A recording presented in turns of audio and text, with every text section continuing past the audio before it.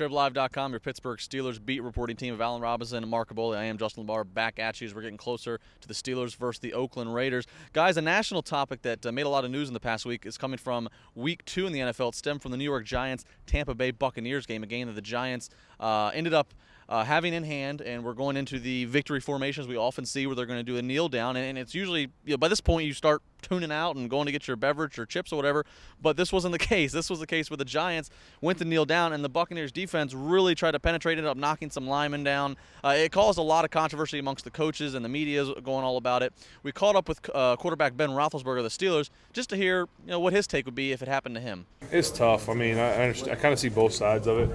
If I was that quarterback, I wouldn't be happy with it. If that was my defense, I'd say way to go to the end of the game. But it's hard. I mean, you never want to hurt anybody, especially this early in the season. It's not like it's a playoff game and something's going on. I mean, there's times when we take knees at the end of half and we'll tell the defense, look at me going down. Yeah, we're taking a knee and everyone backs off. And I think at this level, that's probably proper etiquette. So there you hear Ben Roethlisberger giving his perspective from his situation with the quarterback of the Pittsburgh Steelers. Mark, what do you take of this? You both have seen a lot of football. This is not something you commonly see. Whose side did you take? Did you take Coach Tom Coughlin of the Giants, or did you side with the Buccaneers just trying to play hard to every second? Obviously Tom Coughlin, because this is something that's been done for years and years and years now. And having Greg Schiano tell his guys to do that's even more puzzling, because he was a head coach at Rutgers forever.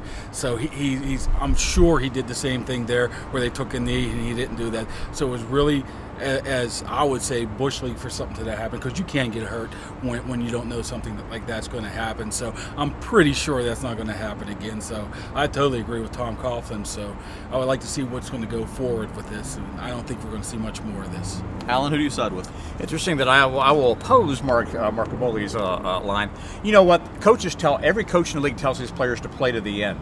You know what? I thought this was an interesting strategy, because nobody's ever tried this before. Nobody's actually ever tried anything to try to break up the victory formation, which, by the way, came about from a Giants-Eagles game in which the Giants running back, Joe Pisarcik, had the ball stripped away from him from Herm Edwards and scored a game-winning touchdown. You play to the end. You know what?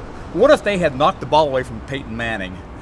Follow on it, they throw a touchdown pass. They got enough time left to throw a touchdown pass on the next play. People all across the league would be praising them for coming up from an innovative way of approaching, what has been just an anomaly of a type play. You know what I'm saying? So I tend to side with you in terms of, if anything, it gives the Buccaneers fans a boost. And Mark, I kind of want to ask the same question to you. And I know Alan meant to say Eli Manning. What if they would have knocked from Eli, and what if this would have been a game? They would have ran for a touchdown. I mean, then everybody's praising what a great move.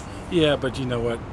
Let's think about this for a while. The replacement refs probably would have made the bad call anyway, or something, right?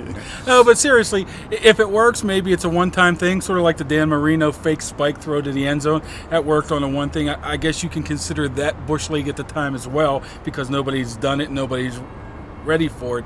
But man, you could put some people's livelihoods in jeopardy, and it's just never been done. There's unwritten rules in every single sport, and it just happens to be the unwritten rule. So offense, defense, they abide by it. I think the Buccaneers should abide by it too.